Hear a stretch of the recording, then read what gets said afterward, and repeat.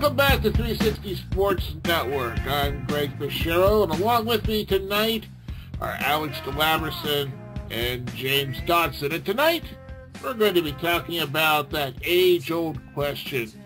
Where do you draft tight ends? Who are the best tight ends? And kicker, no kicker, and defenses. Gentlemen, how are you out there tonight? Doing well out here, ready to continue with the virtual draft guide and probably make the mad scientist himself scratch his head. Yeah, I'm doing well. It's that time of year when we start drafting. We're starting to give advice, and I'm just ready to make some things happen, man. Making things happen is what it's all about. Let's get into the tight ends. That's the last piece of the puzzle. If you've been following our podcast, we started out with running backs, and we've had quarterbacks and wide receivers. The tight end is probably the most important position outside of the wide receiver as far as points go. And oftentimes, teams will use a tight end as that extra set of wide receivers. If you take a look at the New England Patriots, perfect example. You know, guys like Rob Gronkowski and Aaron Hernandez are very valuable members of any fantasy football team because they get beaucoup points. Dodson, who do you have as your top 5 tight ends out there that people should be drooling over fantasy sports-wise? Well, number 1, Gronkowski, absolutely no doubt. He needs to be top of the class. I don't expect him to match 17 touchdowns from last year. To expect that is absolutely out of your mind. Don't even think about that. But it is not out of the question to think he can get 12 to 13 touchdowns again. That is a very likely scenario. So he is definitely the top guy, and we'll talk about where to draft him in a minute. I'll let you sleep on that for a minute. Number 2, I have Jimmy Graham, a very close second behind Gronkowski. Think about this. He had 99 catches, last year. I expect him to possibly break the 100 reception mark this year, and that's unheard of for a tight end. He just doesn't get as many touchdowns, which is why he needs to stay just below Gronkowski. After that, the next 2 or 3 guys all seem to be in the same mold as a good, I'd say, tier 1.5, tier 2 type of tight end. Aaron Hernandez, Antonio Gates, Vernon Davis. The thing is, all 3 of them have some flaws to them. Start with Vernon Davis. He's got Alex Smith throwing him the ball. He can have a couple great weeks, but he's also had some very bad weeks. Antonio Gates, the injury concern, where he's missed a total of 9 games in the last 2 years. What do you expect from him? But Aaron Hernandez is the one that you want to think of. He's the second tight end on New England, but he's, in my book, the number 3 overall tight end, and that's because he will be, mark my words, New England's number 1 running back this year. They're going to have the 5 wide receiver set, no running back set, and you're going to see times where they go no huddle. Aaron Hernandez will be in the backfield like he was for 6 rushes in 1 playoff game. I see him having at least 1, maybe 2 rushing touchdowns to go along with everything receiving-wise. So those are your top guys, and I think beyond that, it really drops off the table in a hurry. Well, yeah, I mean, it all sounds good there. I guess the only thing, though, is I might even put Jimmy Graham ahead of Rob Gronkowski. Now, I know you don't like that, especially since you drafted him early in one of our drafts.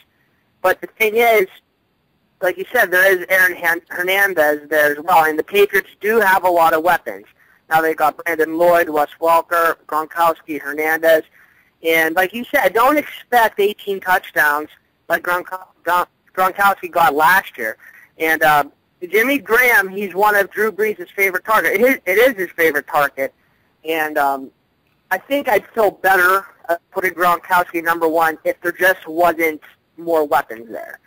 And but I do agree with you of having Aaron Hernandez in the top tier. I don't know, number 3, because I still feel as though full reliable Antonio Gates merits that spot.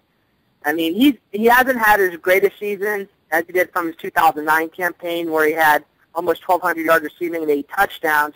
But the thing is, Phillip Rivers and him still have that great connection. He's still the biggest red zone target, and he's still one of Phillip Rivers' main target down there. So I probably, if I'd list them, I'd probably go Jimmy Graham, Rob Gronkowski, Antonio Gates, and then maybe switch it up between Witten and Aaron Hernandez. And maybe if you want to put Jermichael Finley in there as well, too. So to me, it's more of you have a top solid 3 tight ends as your top tier, and then after that it gets, I don't say pretty clouded, but I definitely think the first 3 tight ends I listed stand out the most. Wow, those are some gutsy picks, especially with Antonio Gates, because I just don't see him as having, I mean, he's going to put up points for you, no doubt about it, but this guy, he gets injured running through a stick of butter. He seems to always have injury problems. I do agree with you, Alex, about Jimmy Graham. I believe he is the number 1 tight end out there. He should have well over 100 receptions, and for a tight end, that's just absolutely stellar. My number 2 and number 3 would be Gronkowski and Hernandez, only because of the fact that Bill Belichick has found a way to basically make the running back position much more versatile by utilizing the tight end play. Hernandez is, you'll see him in many running back sets, and Gronkowski is part of that underneath game that Wes Welker, who can also almost be argued as almost another type of tight end because of the way he plays that game as well, although he's not. But Rob Gronkowski and Aaron Hernandez, I would have at number 2 and 3. But number 4, I have to say Jermichael Finley plays a major, major role on the Packers offense there. And he's that escape valve that Aaron Rodgers so greatly utilizes. Had some fantastic numbers there in 2011, 767 yards receiving, 55 receptions, and he had 8 touchdowns. I expect almost 10 touchdowns, if not 12 touchdowns, out of Jermichael Finley. Not so high on Jason Witten right now because of the spleen injury that he had. And I think number 5, I'm looking at Brandon Pettigrew. Besides Calvin Johnson for the Detroit Lions, Brandon Pettigrew has emerged as the leading receiver, the second leading receiver besides Calvin Johnson out there. That's a bold pick on Pettigrew, and I really like that pick, partially because I'm a Lions fan, partially because I just drafted Pettigrew in the 11th round of my last draft. Pettigrew is somebody who you see slipping down the draft board for sure, and you got to look just at the numbers. 126 targets last year. That's more targets, well, than Gates, obviously, because he was injured, but that's more targets than Gronkowski had last year. Yeah, many more than Hernandez, many more than Davis. 83 receptions for 777 yards. I mean, that's significant. Yeah, you still have to have the risk of the Matt Stafford incident, but I think we're fine with his health after what he showed last year. Well, being in all the drafts I've been in, all the mock drafts, all the research I've done, I think it's just tight ends in general that have been slipping. I think after Jimmy Graham and Rob Gronkowski, it's expected to see a tight end being picked in the later rounds now, and I think that's, I think that's really missing the mark there because you still have, like you guys said, you still have great talent there, Brandon Pettigrew, and even Vernon Davis now. So I think if you're going with the strategy, I think most people listening to this should realize that most drafts will be selecting a tight end in a later round. So knowing this, I think take advantage and get one of these great tight ends in the middle rounds, maybe even the 4th or 5th. And Brandon Pettigrew slipping to the 11th round, I don't know what draft that was, but that's just unbelievable. So I think if you're really looking to stand out in your draft, I think this strategy would work. Well, let's talk a little bit more about strategy then, Alex, because you bring up a very good point. Most tight ends are going to be taken a lot later in the draft because the value, at least in my mind, is not there. However, your first 2 guys, Gronkowski and Jimmy Graham, I think are definite second-round draft picks in most standard leagues. That's because their value is so much higher than any other at their position. Gronkowski especially, his value is so high. In a standard league, he comes up in value-based drafting in our methods, he comes up as the number 5 or 6 in most drafts in terms of best value on the board. Now, do I take him that high? No, just based off my personal strategy. But if you go with value, Gronkowski can be a late first-round draft pick without any question in my book. Well, and here's the most important thing you need to know, and it goes back to the league that you're in. If you're not researching how your league is run before you jump in and start drafting, you deserve everything you get. Let's just put it that way. In PPR leagues, Brandon Pettigrew is a top 5 tight end. 83 receptions for 777 yards. I mean, right then and there, although he only had 5 touchdowns, you're going to definitely get a lot of mileage out of a tight end like Brandon Pettigrew. And likewise with somebody like Jermichael Finley, 767 yards, 55 receptions. Once again, you're going to get a lot of mileage. Now, in standard scoring leagues, yeah, I can understand maybe shying away from those guys and going more toward a Jimmy Graham, Ron Gronkowski type. But you definitely need to know where you're at and how these tight ends are going to affect your draft strategy. I'm looking at these guys here. I could see drafting 2 tight ends, 2 top 5 tight ends if you're in a PPR league within the 4th or 5th round and still be legitimate. Again, make sure you know your starting roster as well. Make sure you have a position for both tight ends in your starting lineup. Because I saw one team who has, yes, Jimmy Graham and Aaron Hernandez on his team. He's playing both every week, and he's going to be a tough team to beat. That's right. But like you said, Alex, if you don't get one of those top guys, one of these top 2 guys we're talking about, then you're going to look to see if you can get somebody like a Brandon Pettigrew in the later rounds. So why don't we talk about that? Why don't we talk about some of these guys who you're going to see, some tight ends who are going to drop into, say, the 6th, 7th, 8th round? Well, a tight end I think a lot of people aren't even paying attention to. I think he's going to go undrafted in most leagues, and he might not even be picked up in free agency, is Kellen Winslow. Very quietly, these last few years, he's becoming a big target down there in Seattle. In 2010, he had 66 receptions for 730 yards and 5 touchdowns. This past year, in 2011, he had 75 receptions for 763 yards and only 2 touchdowns. But I think that 3rd year is going to be a charm for him. And now, especially, I know they picked up Terrell Owens, but he seems like he's going to be cut here in the next few weeks, especially with that big drop in the preseason. I think Kellen Winslow is someone that you could pick up in maybe the last few rounds and have pretty decent production out of him. And I say that mostly because I know they have Sidney Rice down there, but I feel like Kellen Winslow these last few years has slowly been making strides. It could be a big centerpiece of that offense. My only question with that is who's going to throw in the ball? Flynn, who came from an offense that didn't throw to the tight end that much. Jermichael Finley just caught touchdowns, didn't catch consistent balls. Or is it Russell Wilson from Wisconsin, a rookie?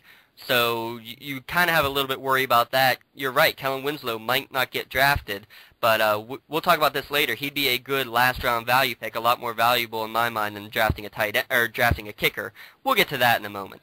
Actually, tight ends are rookie quarterback's best friend. I was just about to say that, Dotson. And look who will be throwing to him. It can't get any worse than Tavares Jackson, right? Well, that is very true. And he had Freeman last year down in Tampa who didn't exactly throw the ball very well either. I don't know.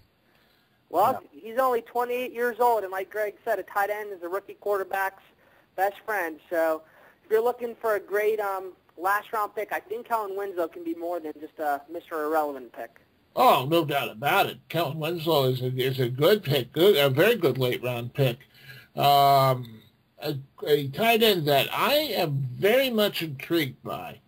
And he came on like gangbusters in the last 3 games of the season for the Baltimore Ravens is Dennis Pitta.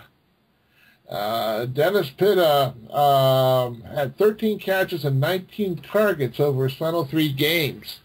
And Cam Cameron is planning to use the tight ends even more this season. And Joe Flacco needs to develop more consistency. So what better way to develop consistency, to develop a West Coast offense, than to use Dennis Pitta. I really see Dennis Pitta as a value pick here.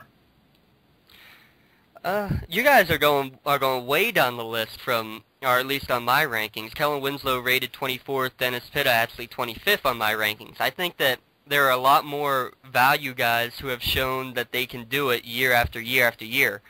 One guy that we are forgetting about doesn't show up in a lot of people's top 10s, Tony Gonzalez. Look at his last 3 years. 6 touchdowns, 6 touchdowns, 7 touchdowns. He is the epitome of consistency, which at a tight end position, if you don't have the big guy, I want somebody who's going to get me consistent points and is going to get me a few touchdowns. He's averaging a touchdown essentially every other week. Mm-hmm. Well, you can't ask for much more than that, especially for a guy who gets over 100 targets each of the last 3 years as well. No, I agree with you 100%. I remember being a freshman in high school, and I think he was actually taken in the top 5 rounds, and here we are now, and we're still talking about him. I guess my only concern would be, when is that year going to happen where he just finally drops off? So he's, 36 now, but I don't know if he's showing signs of rusting up a bit. His stats don't indicate that, but that's the thing. You just feel like he has that due year anytime soon, so we'll see. Another guy I like looking at is Greg Olsen. He came on strong near the end of the year last year. He saw it was only a decent amount of work because he was fighting among other tight ends down there in Carolina. Now that Shockey is gone, he is the main guy down there. And I'll tell you what, if you combine Greg Olsen and Shockey's stats last year, the tight ends for Carolina, they had 80 catches, almost 1,000 yards, 9 touchdowns. Now, I understand that's combining 2 guys at once, but there's no other tight end down there this year, and we've seen that Cam Newton is enjoying throwing the ball to his tight ends. I think that you need to look at Greg Olsen as a very solid pick. Everybody's saying that he looks great in camp, he's looked great in the preseason games. You got to keep an eye on this guy, and he's going in the late rounds, 10, 11, 12, in almost every draft you see. Another tight end which I'm much intrigued with right now is Joe Dreesen over in Denver. And the only reason why I'm much intrigued by him is the guy that made Dallas Clark and Jacob Tamme, who's also in Denver right now, is Peyton Manning. And Peyton's been looking pretty good. So I'm predicting that Dreesen is going to have a pretty good year here as well. Who would you take first, though, between the two, Dreesen or Jacob Tamme? I think that Tamme is the better tight end overall, and he has the camaraderie already with Peyton Manning. I think he is the better pick. I actually think Dreesen is probably the better pick of the two, only because of the fact that he's a bit younger. Yeah, no argument from me there, but one tight end I think no one's even thinking about, but could be pretty good, is how do you guys feel about Dallas Clark in Tampa Bay? Ooh. Dallas Clark is a very tough guy to decipher what exactly you're going to get out of him. The main worry for me is the injury concern. He has not had He's not had 2 good years in a row in terms of injuries. He's played 17 total games in the last 2 years. He's only played a full season once in his entire career. Now, could this be, a complete rejuvenation down there in Tampa Bay? Yes, it could. Am I going to risk one of my draft picks on him, though? No, there's other guys who I will gladly pick at this position who have a lot more upside potential than an aging Dallas Clark with injury concerns. Yeah, I'm not so high on Dallas Clark, only because of the fact that, first off, he's rather long on the tooth, and second of all, his quarterback situation is a little bit less than stellar. Granted, Freeman's got he's got a way to prove himself here, and he needs to prove himself, and Dallas Clark may be the way to go. But I believe that there are other tight end options down there that are going to possibly eclipse Dallas Clark, and I really wouldn't waste my time on something like that one. Well, we mentioned Jacob Tamme joining forces again with Peyton Manning. Let's look at another combination of tight end quarterback who know each other, ironically, in Indianapolis. Coby Fleener with his college teammate of Andrew Luck. How do you see him? Do you draft him for sure? Is he a sleeper? I think he has lots of upside. Oh, there's tremendous upside there with Coby Fleener. Just watching the Steelers game against Indianapolis, we started to see some connection happening there between Luck and Fleener. Once again, though, it's how is Fleener going to be used? We have to, once again, Bruce Arians didn't use the tight ends that much when he was in Pittsburgh. Now, he's the guy that's running the offense over there in Indianapolis. So with that said, I'd be a little bit hesitant because this is not the old Indianapolis offense that's being run right now in Denver. Well, I think just the fact that, Andrew Luck looked good in the preseason so far, and the fact that Fleener and Luck played together in college, I think he's going to become the number one target in Indianapolis for Andrew Luck. I don't know if I would draft him, but I feel as if he's at least someone that you should keep your eye on. And especially, if Andrew Luck's looking this good in preseason, I remember how good Cam Newton did not look in preseason. Look what happened to him this year. So if Andrew Luck can do anything like that this year, Coby Fleener, if there would be a number one target, I think he would be the main target instead of Reggie Wayne down there in Indianapolis. You make a good point, Greg, with who's the coordinator out there, but you also got to remember, Fleener and Luck played in a very run-heavy offense down there at Stanford. He actually only had 32 catches his senior year, but 10 of them were for touchdowns. He is the main red zone target for sure for Andrew Luck, and I think that the touchdowns that he could reap in make him worthy of that late-round pick just for the potential upside, run-heavy offense, tight end-heavy offense or not. One last guy I want to mention here before we take off is Jermaine Gresham. He's going into his third year. He's been consistent but not great. Mid-50 receptions, averaging a little over 500 yards, 5 touchdowns each year. He is someone who I think now that he has the time to work with the young quarterback and receiving core out there, I think he could be a diamond in the rough. Another guy who is normally going undrafted, but he is somebody who you could pick up on waivers or free agency when you have a tight end on a bye and can be a huge play for you in terms of the consistency. You know you're going to get something. He could also break out for a big week, and if he does, you can hang on to him and be somebody big late in the year. I have to agree with you on that one. I see Gresham as being a sleeper. Especially the way he's come on late last year with the Bengals. Yeah, that's somebody that if you haven't drafted a tight end, this is somebody that could be lurking around in rounds 8, 9, or 10. Or lower. He went undrafted in our last one. There you go. Well, the last 2 years he posted over 50 catches. The thing is, he's just not really a high-end producer, and some that's holding him back, from, at least in my opinion, to being ranked higher is the way he's used. See, Gresham, he averaged about 10.5 yards per reception last year, and that ranked him at number 51 among tight ends. And the thing is, that's not a stat a fantasy owner wants to hear.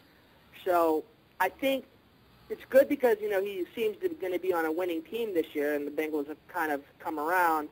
But I just think in general he's not used as a top-tier fantasy tight end. A lot of websites and books have him ranked as number 13th best tight end, and I think that's ridiculous. So I actually think he might be one of the more overrated tight ends in a lot of preseason fantasy rankings. Well, that wraps up the tight end debate here. Depending upon where your tight ends are and how you draft, there is some definite value that could be lurking between rounds 8 through 10 or 12, depending upon where you find that value.